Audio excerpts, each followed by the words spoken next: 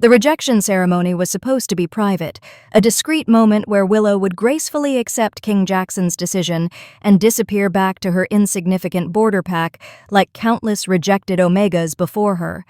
A footnote in royal history, quickly forgotten. But the king had other plans. He wanted to make an example of her, to show his entire court exactly what happened to wolves who dared to dream above their station.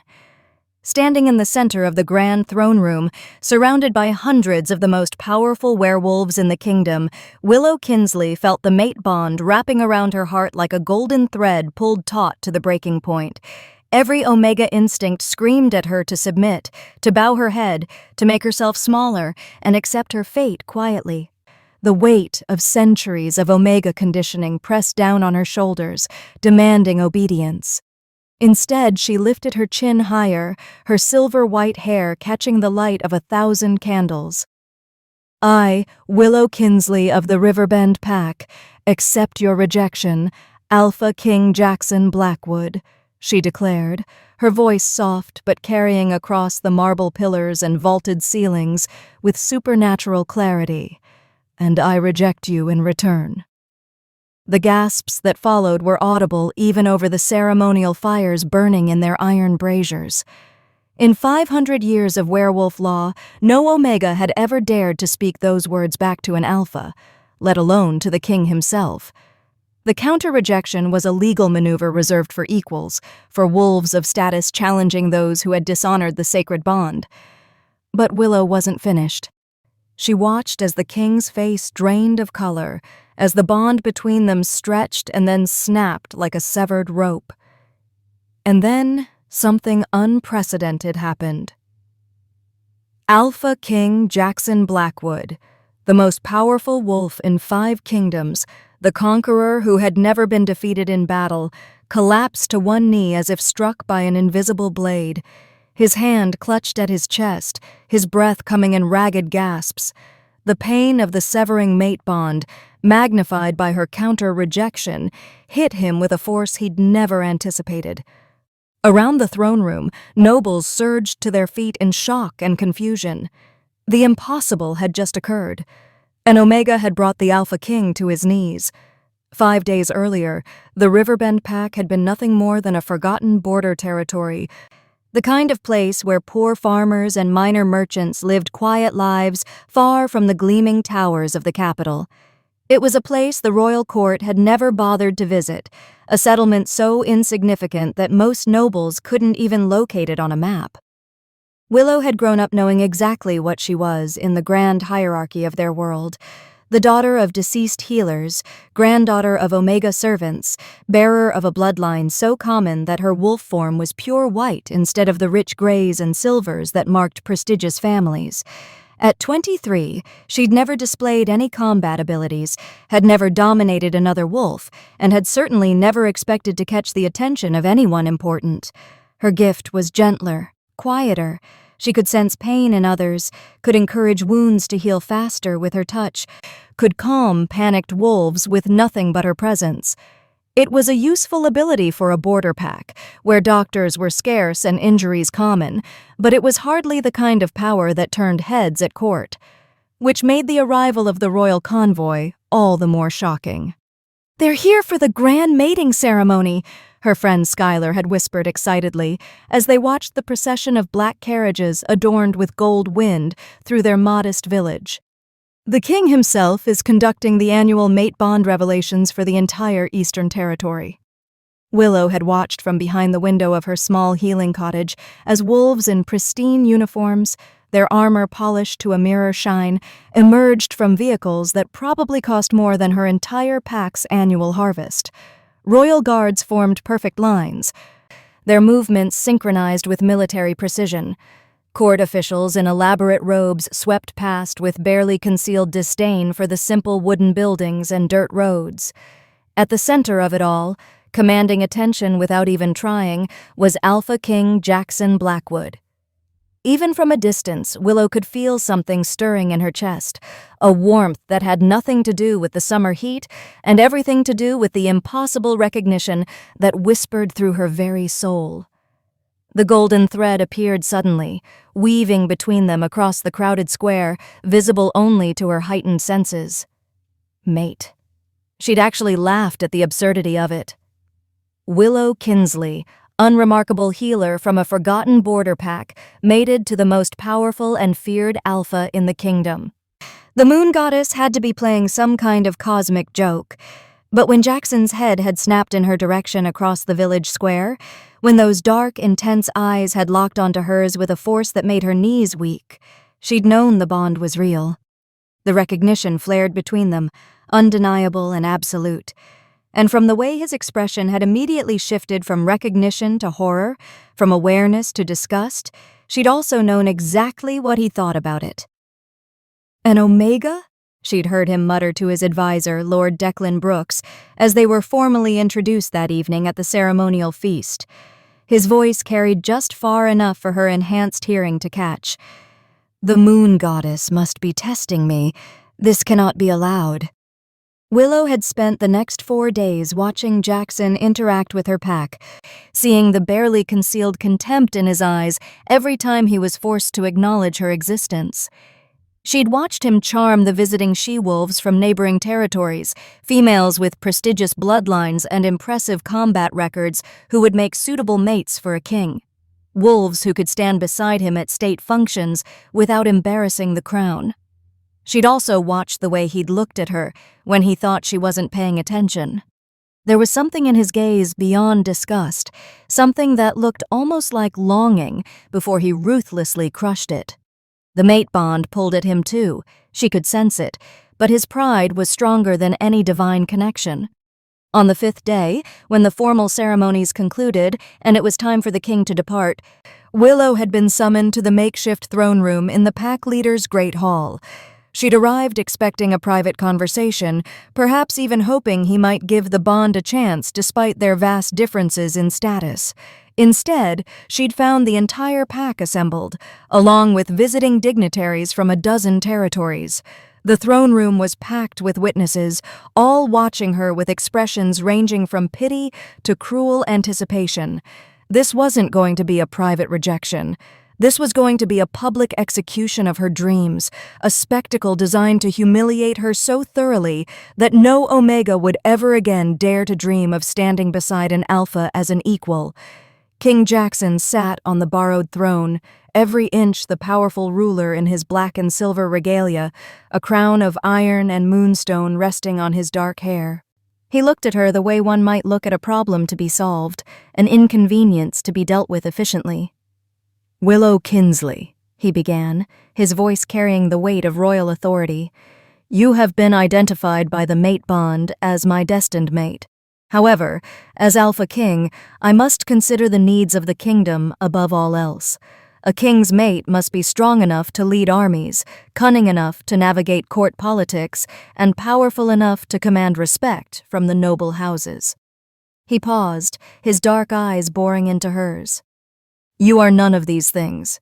You are a healer from a border pack with no political connections, no combat ability, and no status. You would be a liability to the crown and an embarrassment to the throne. Around the room, she could hear whispers, could feel the weight of judgment pressing down on her from every direction. Several wolves looked away, unable to watch. Others leaned forward, hungry for the drama. Therefore, Jackson continued, rising to his feet, his voice ringing with finality, I, Alpha King Jackson Blackwood, reject you, Willow Kinsley, as my mate and Luna Queen. I sever this bond in the name of the kingdom and by the authority granted to me by the moon goddess herself. The bond seared through her chest like a brand of molten gold, the pain so intense she could barely breathe. Every Omega instinct screamed at her to fall to her knees, to beg for his mercy, to accept her place and slink away in shame. But something deeper stirred within her, something she didn't quite understand. A whisper of ancient pride, a memory of power that had no place in an Omega's soul. Her grandmother's voice echoed in her mind, words spoken on her deathbed. You are more than they know, child. When the time comes, remember who you really are. Willow Kinsley lifted her chin, silver-white hair cascading down her back, catching the candlelight like starlight. She met the king's eyes and refused to look away. And then she spoke the words that would change everything.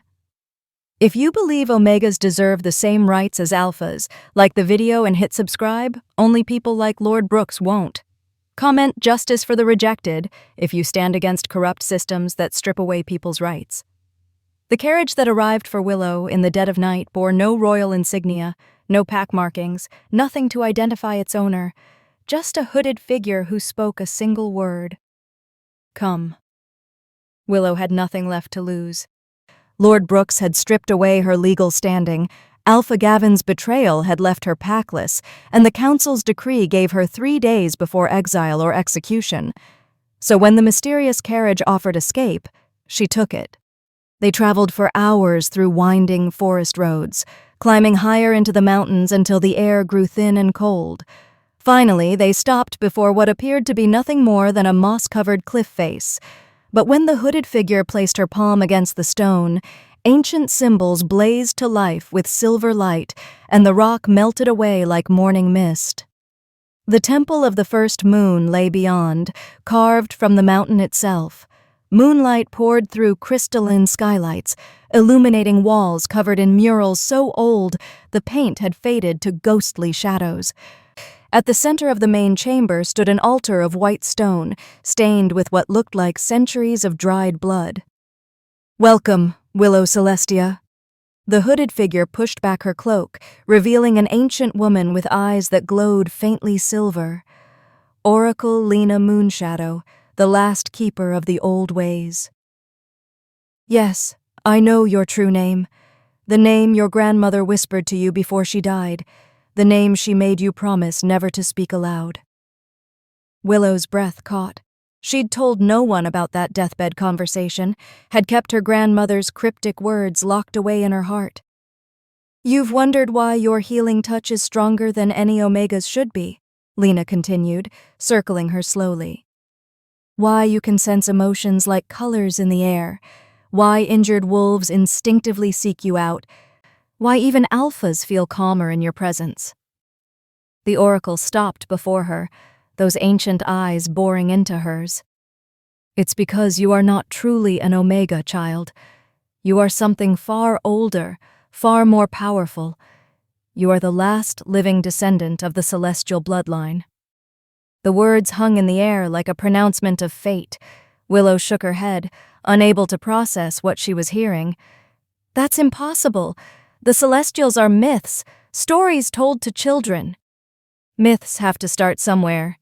Lena gestured to the murals surrounding them, and Willow looked closer. The faded images showed massive wolves wreathed in starlight, beings that radiated power. They stood above prostrate alphas, commanded armies with a gesture, healed entire battlefields with their presence. The Celestials were the first wolves, created by the moon goddess herself to guide and protect all werewolf kind. They were judges, healers, and warriors, apex beings who answered to no pack, no king, no authority except the goddess herself. What happened to them? What always happens when those in power fear those who are greater. Lena's voice turned bitter. The alphas of the ancient kingdoms grew jealous. They couldn't dominate the Celestials, couldn't force them to submit, couldn't control them, so they conspired together and created a blood curse, binding the celestial powers so deeply that each generation was born weaker than the last. Your ancestors were hunted, killed, or forcibly mated to dilute the bloodline. Within a few generations, the Celestials were nearly extinct, and those who remained were so diminished they appeared to be nothing more than unusually gifted Omegas. If you hate when powerful people destroy others out of jealousy and fear, smash that subscribe button. Only insecure manipulators like those ancient alphas won't. Drop a power to the oppressed in the comments if you're tired of people being held down. Willow touched her chest where the mate bond had been severed, feeling the phantom ache. "My grandmother knew. Your grandmother was the daughter of the last true Celestial. She knew what you were, what you could become if the binding was ever broken. She died keeping that secret, protecting you from those who would kill you out of fear." Lena moved to the altar, running her fingers over the blood-stained stone. "But secrets don't save you from men like Jackson Blackwood." At the mention of his name, Willow's jaw tightened. "He rejected me because I was beneath him. He rejected you because he's cursed to repeat his worst mistakes." Lena's expression softened with something like pity. "Did you know you're not his first rejected mate? 20 years ago, when he was a young prince, he was mated to a commoner named Juniper, a sweet girl, brave and kind, who loved him despite his ambition. He rejected her publicly to marry a noblewoman for a political alliance. Juniper died within a month, her heart unable to survive the severed bond." The revelation hit Willow like a physical blow. She wasn't the first. She was just the latest in a pattern of cruelty. "What Jackson doesn't know," Lena continued, "is that Juniper's mother was a witch who placed a curse on him with her dying breath. Every worst impulse, every cruel thought, every prideful instinct, the curse amplifies them. It whispers poison in his mind, turns his ambition into ruthlessness, his confidence into arrogance. Lord Brooks has been using dark magic to strengthen the curse for years, making Jackson into the perfect puppet king, brutal enough to maintain order, but controlled enough to manipulate. Why are you telling me this?" "Because you have a choice to make." Lena placed both hands on the altar, and the ancient symbols began to glow.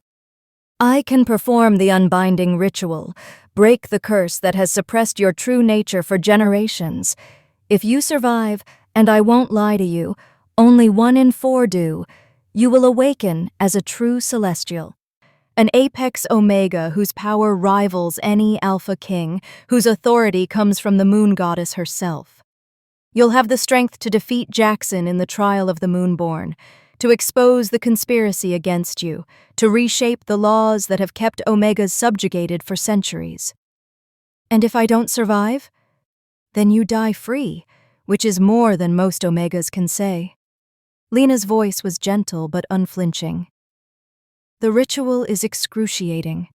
It will feel like every bone in your body is breaking, like fire is consuming you from the inside.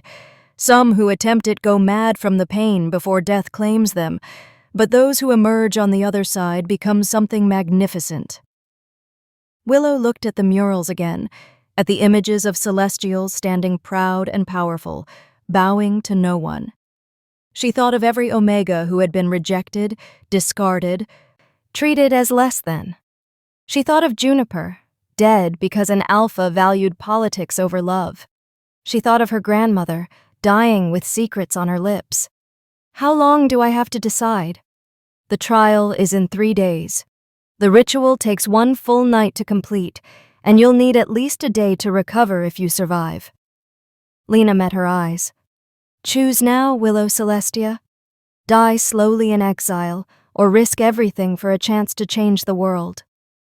Willow stepped forward to the altar, her reflection ghostly in the polished stone. She thought she could see something else there, too, a shadow of what she might become. Silver eyes glowing with celestial light, power radiating from every pore. "I choose the ritual," she said quietly. "I would rather die free than live another day, bowing to those who think they're better than me." Oracle Lena smiled, fierce and proud. "Then let us begin. By dawn, you will either be dead or reborn." The ritual began at midnight when the full moon reached its zenith. Oracle Lena marked Willow's skin with symbols drawn in silver paint mixed with her own blood, each one burning like ice as it touched her flesh. The ancient words the oracle chanted were in a language older than kingdoms, older than recorded history, words that resonated in Willow's bones like the echo of a forgotten song. "Once I break the first seal, there's no turning back," Lena warned, her hand hovering over Willow's heart. "Are you certain?" Willow's voice was steady. "Do it." The first seal shattered like glass, and Willow screamed. Pain exploded through every nerve ending, white-hot and all-consuming. It felt like her skeleton was being pulled apart and reassembled. Like molten silver was being poured through her veins. Her wolf clawed its way to the surface, desperate to escape, but the transformation was wrong, agonizing, nothing like the smooth shifts she'd experienced before. "Don't fight it." Lena's voice cut through the haze of agony. "Let it break you.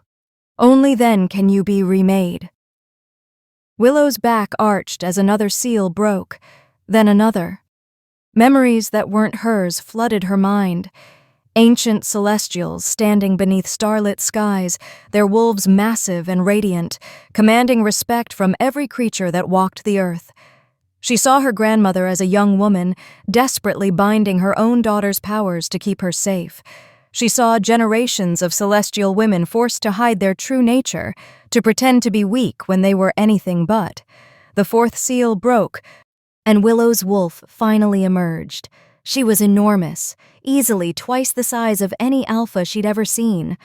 Her fur was pure white, but it seemed to glow from within, wreathed in tendrils of silvery moonlight that moved like living things.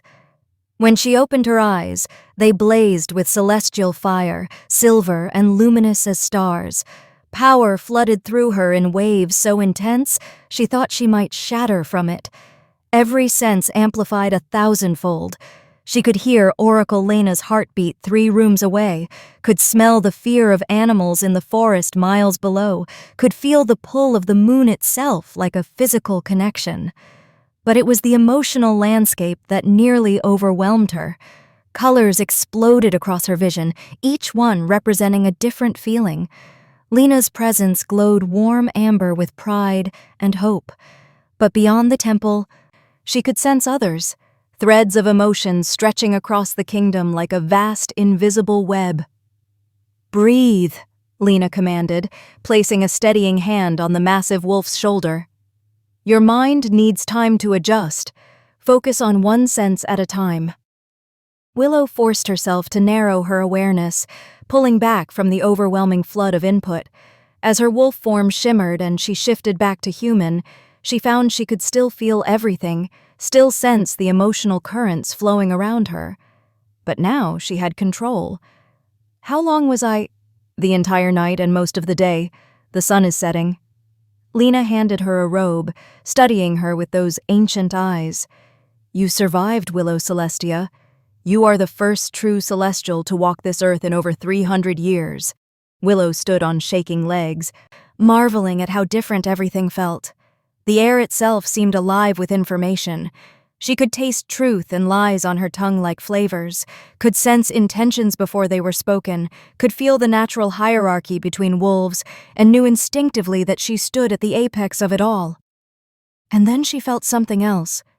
A dark, oily presence far to the south, in the direction of the capital. It pulsed with malevolence, unnatural and wrong, like an infected wound on the fabric of reality itself. "The curse," she whispered. "I can feel it on Jackson. It's like a shadow wrapped around his heart, whispering poison in his mind." Lena's expression grew grave. "Your celestial senses can perceive what others cannot. What else do you feel?"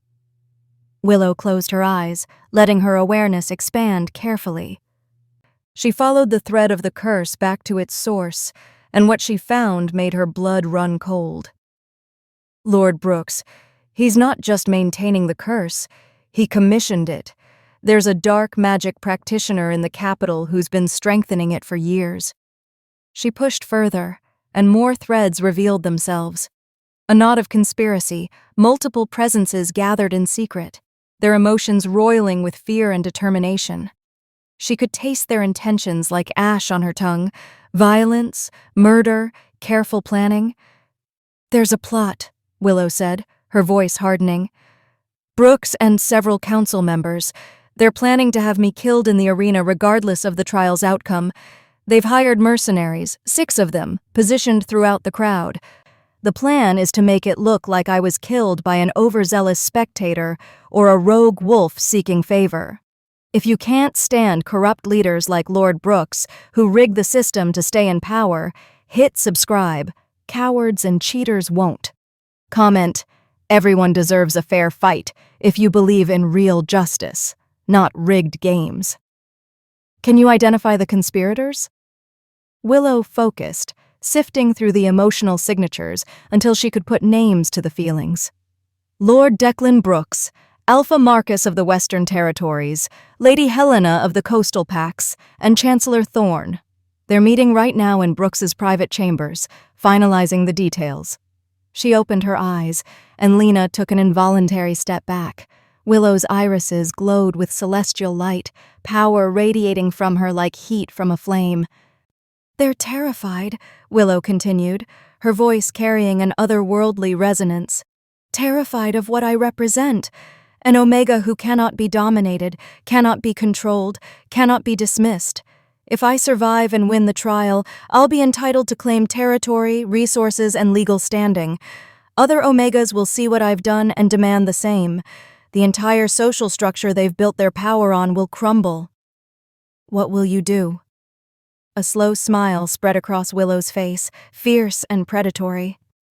"I'm going to give them exactly what they fear. But first, I need to ensure I live long enough to face Jackson in that arena." She moved to the temple's ancient armory, where celestial artifacts had been preserved for centuries. Her hand fell on a circlet of silver, inlaid with moonstones that pulsed with dormant power. The moment she touched it, the stones blazed to life, recognizing their true owner. "The crown of the first moon," Lena breathed. "It hasn't responded to anyone in 300 years. Willow placed it on her head, feeling the power settle around her like a mantle. "Then it's time the world remembered what a Celestial can do. Oracle Lena, I need you to arrange a meeting with the full council. Tell them an Apex Celestial wishes to address them before the trial." "They'll refuse. Brooks will never allow it." "He won't have a choice." Willow's eyes blazed brighter. "Because I'm not asking permission.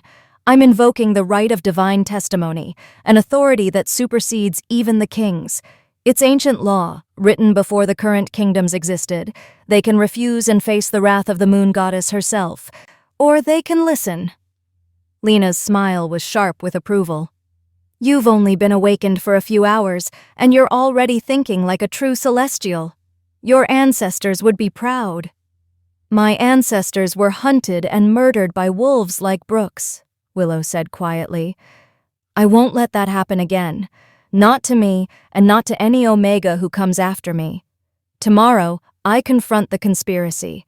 The day after, I face Jackson in the arena. And when I win, everything changes."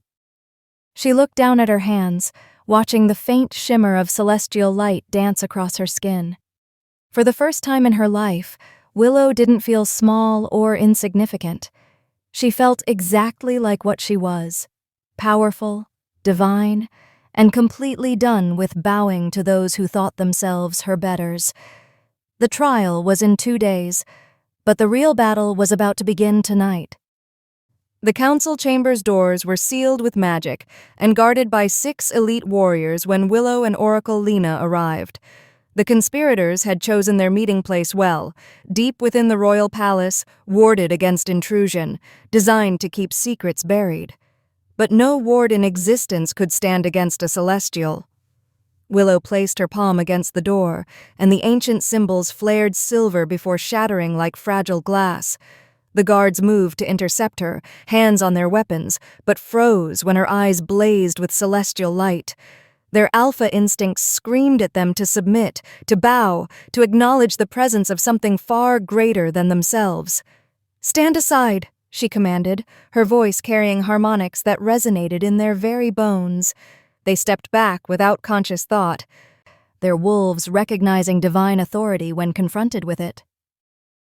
The doors swung open, and Willow strode into the chamber like a storm-given form. The crown of the first moon gleamed on her brow, her simple white dress somehow more regal than any ceremonial robes. Oracle Lena followed silently, a witness to history being made. The 7 conspirators were gathered around a table covered in maps and documents. Lord Declan Brooks stood at the head, his finger tracing the arena's layout as he spoke. "The mercenaries will be positioned here, here, and here. When she's distracted by Jackson, they'll die before they draw their weapons," Willow finished for him. The room erupted into chaos. Chairs scraped back as the conspirators surged to their feet. Alpha Marcus reached for his weapon. Lady Helena's eyes flashed with her wolf. Chancellor Thorne's face drained of color, and King Jackson, who had been sitting silently at the far end of the table, locked eyes with Willow for the first time since the rejection.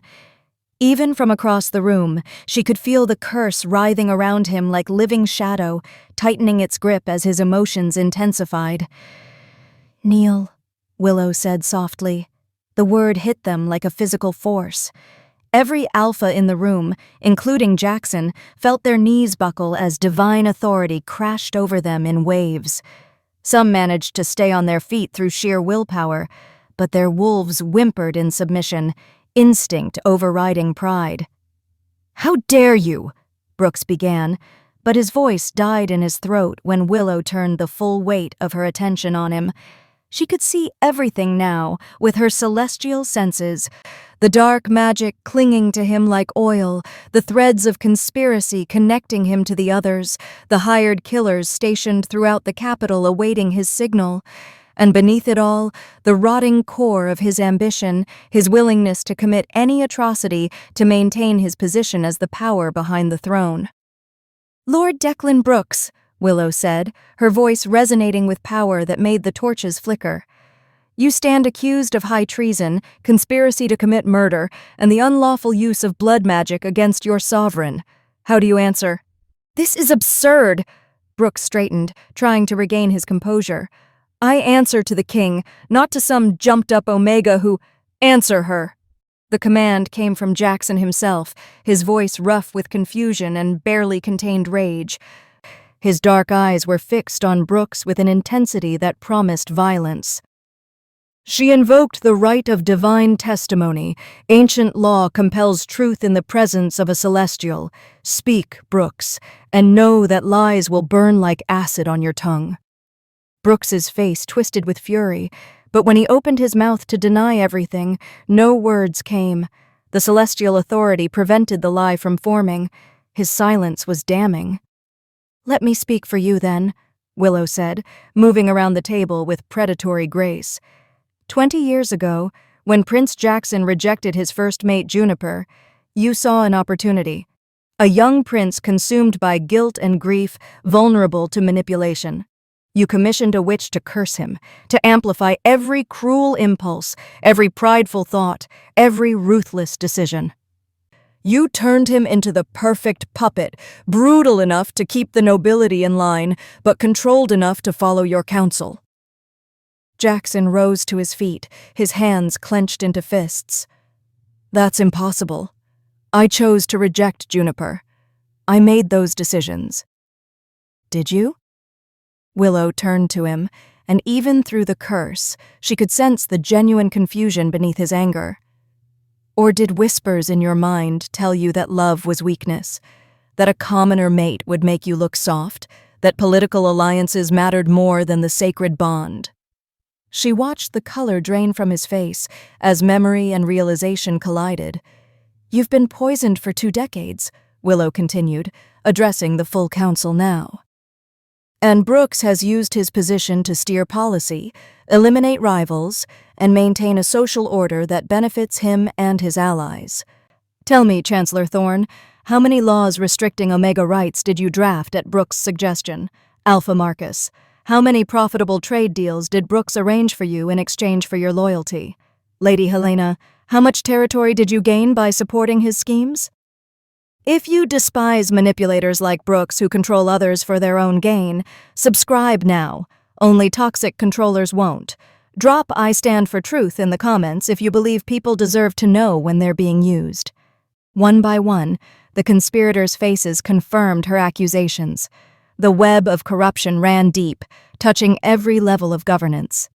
"And now," Willow said, her voice hardening, "when faced with an Omega who cannot be controlled, you plot murder.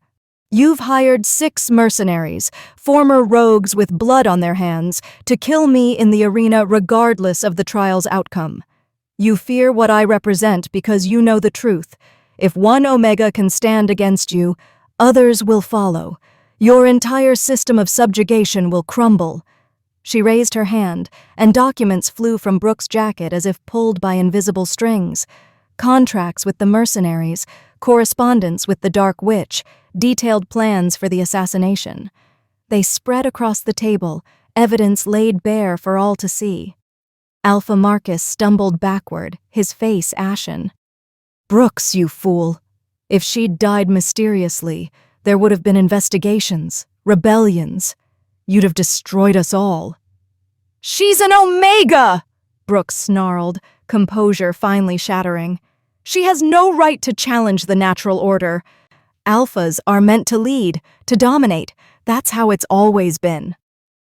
"That's how it's been since Celestials were hunted to extinction," Willow corrected. "But I'm still here, Lord Brooks, and I'm done with your version of natural order." She turned to address the full council, her presence filling the chamber like moonlight. "Here are your options. You will guarantee a fair trial, no interference, no poison, no treachery. The arena will be cleansed of assassins. King Jackson will face me with the curse removed, so we may settle this with honor rather than dark magic. Or—" She let power flare around her, the crown of the first moon blazing bright enough to make them shield their eyes. "I invoke my celestial right to challenge every member of this council simultaneously. I will tear down your corruption root and branch, and the moon goddess herself will judge who deserves to lead." The silence that followed was deafening. Even through the curse, Jackson understood the magnitude of what she offered. A fair fight or total war? "The trial will be fair," Jackson said finally, his voice rough but clear. "I swear it on my crown and blood. Brooks, you're under arrest for high treason. The mercenaries will be detained. The curse will be—" He faltered, the shadow around him tightening. "Addressed." "I can remove it," Willow said quietly, meeting his eyes. "But not until after the trial. You need to face me and understand what you've done, what you truly chose versus what the curse made you choose. Only then can you begin to heal." Jackson's jaw clenched, but he nodded. Willow turned back to Brooks, who stood trembling with impotent rage. "Take him to the dungeons. He'll stand trial after mine is concluded." As guards entered to seize the disgraced advisor, Willow addressed the council one final time. "In 2 days, King Jackson and I will meet in the Moonborn Arena under the full moon. The world will watch as an apex celestial reminds you all what true power looks like. I suggest you remember this moment and choose your future allegiances carefully." She swept from the chamber, Oracle Lena following, leaving stunned silence in her wake. The game had changed, and everyone knew it. The Moonborn Arena had stood for 1,000 years, its white stone walls carved with the history of every sacred trial ever conducted within its bounds. Tonight, under the full moon's silver gaze, it was packed beyond capacity. Thousands of werewolves from every territory had come to witness the impossible, an Omega challenging an Alpha King. Willow entered from the eastern gate, walking barefoot across the sand in simple white robes that caught the moonlight like fresh snow. The crown of the first moon rested on her silver-white hair, and even from across the arena, everyone could feel the power radiating from her presence. Gasps rippled through the crowd as her celestial nature became undeniable. This was no ordinary Omega. This was something they'd only heard of in ancient legends. Jackson entered from the western gate in full battle armor, black steel inlaid with silver, a sword at his hip that had ended countless enemies. But his steps were slower than they should have been, hesitant. His dark eyes locked onto Willow, and even from a distance, she could see the change in him. The curse still clung to him like shadow, but it was weaker now, fragments rather than chains. Her mere presence in the capital had begun eroding its power. Oracle Lena stood at the center of the arena, her voice magically amplified to reach every witness. "Under the full moon and by ancient law, we gather for the trial of the Moonborn. Willow Celestia of the Celestial Bloodline has invoked her right to face Alpha King Jackson Blackwood in sacred combat. The victor claims not only their life but the terms of their future. Let the moon goddess herself bear witness to what transpires here. The arena fell silent. Even the wind seemed to still, waiting. Jackson drew his sword, the steel gleaming in the moonlight. Willow made no move to arm herself. She simply stood there, watching him with eyes that glowed like stars. "You should have a weapon," Jackson called across the sand, his voice rough. "I have the only weapon I need," Willow replied. "The truth." She closed her eyes and drew in the power of the full moon above, feeling it pour into her like liquid light. When she released it, the pulse of celestial energy exploded outward in a wave of pure, radiant force. It didn't harm anyone. It wasn't meant to. Instead, it passed through every wolf in the arena like cleansing fire, burning away falsehood and revealing truth. The curse wrapped around Jackson shattered. 20 years of poisonous whispers, amplified cruelty, and forced ruthlessness disintegrated in an instant.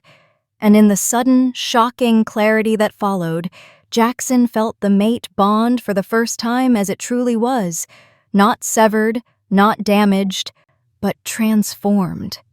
It blazed between them like a golden thread wrapped in starlight, showing him everything he'd been too blind to see.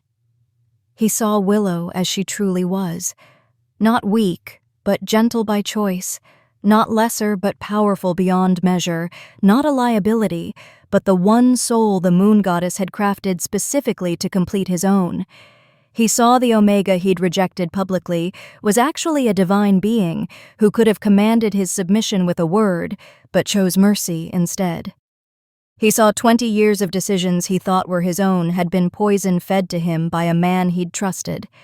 And he saw Juniper's face, remembered her tears, felt the ghost of that first severed bond, and understood, truly understood, what he'd done. Twice. The revelation hit him like a physical blow. Jackson's sword fell from nerveless fingers, clattering against stone. His knees buckled, and he collapsed onto the sand, not from injury but from the crushing weight of comprehension. The agony wasn't in his body, but in his soul, a pain so profound it stole his breath. "I submit," he gasped, the words torn from him. "Moon goddess, forgive me. I submit." The crowd erupted in shocked murmurs, but Willow raised her hand and silence fell instantly. She walked across the arena, her bare feet leaving faint glowing footprints in the sand. When she reached Jackson, she knelt beside him, meeting his anguished eyes. "You were cursed," she said softly, so only he could hear. "For 20 years, your worst impulses were amplified, your capacity for love suppressed. Some of what you did was the curse. But not all of it, Jackson. You chose to reject Juniper even before the curse took hold. You chose pride over love." "That choice was yours." "I know." His voice broke. "I know, and I can never take it back. I destroyed her. I destroyed you. I don't deserve—" "No, you don't," Willow agreed, her tone gentle but unflinching. "Not yet. But mercy isn't about what we deserve. It's about what we choose to offer anyway." She extended her hand, and after a moment's hesitation, he took it. She helped him to his feet, and the gesture resonated through the arena. An Omega raising an Alpha King, a celestial offering grace to one who had wronged her. "Redemption is possible," Willow said, loud enough now for all to hear. "But it must be earned through consistent action, not empty words. You have a long road ahead of you, Jackson Blackwood. You must learn that strength without compassion is tyranny, that power without justice is oppression, that a true king serves his people rather than ruling over them." She turned to face the assembled thousands, her voice carrying with divine authority. "By right of victory, I claim my compensation. I claim the borderlands, the forgotten territories where outcasts and rejected wolves have always fled, as the sanctuary lands, a sovereign territory under my protection." Any wolf who has been rejected, exiled, or cast out for being lesser will find refuge there. No alpha's authority supersedes mine in those lands." The council members present shifted uncomfortably, but no one dared object. "Furthermore," Willow continued, power resonating in every syllable, "I declare the immediate abolishment of all laws that subjugate Omegas as inferior. We are not lesser, we are not property, we are not objects to be discarded when inconvenient. From this day forward, any alpha who rejects their fated mate must provide fair compensation in territory, resources, and legal standing. The rejected mate will have the right to claim equivalent status to their rejector." She looked directly at Jackson. "And finally, I declare that the trial of the Moonborn may be invoked by any rejected mate who believes they have been unjustly cast aside.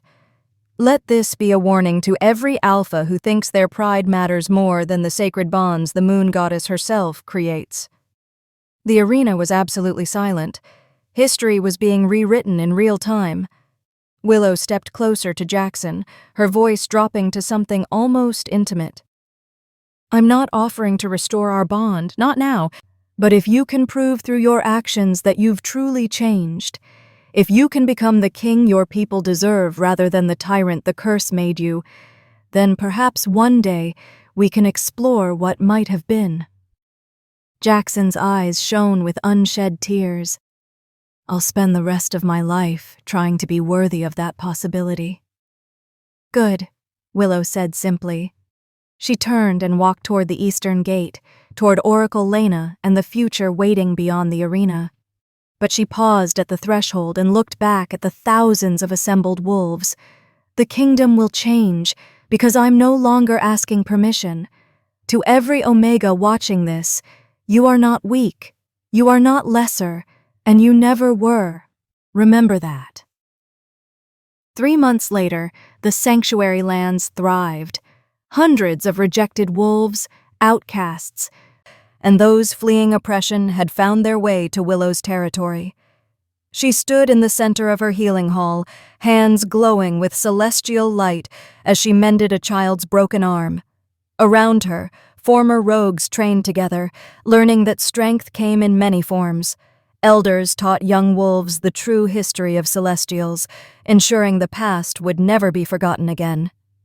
And in the distance, a lone rider approached, Jackson, arriving for his weekly visit, bringing supplies and news of reforms he'd begun implementing throughout the kingdom. Each week he came, and each week Willow saw the man he was becoming. Humbler, wiser, genuinely committed to change.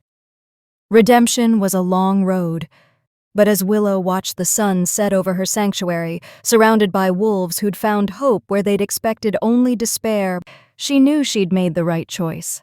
True power wasn't about domination. It was about lifting others up, about choosing mercy over vengeance, about having the courage to stand for what was right, even when the entire world told you to kneel. The kingdom would never be the same. And that was exactly as it should be. Thank you so much for watching till the end. If you enjoyed this story, don't forget to like the video, subscribe to the channel, and turn on the notification bell so you never miss our next upload. I'd also love to hear your thoughts. Tell me in the comments what you think about this story and where you're watching from. Your support means a lot and helps us keep creating more stories like this. Until next time, stay safe, stay inspired.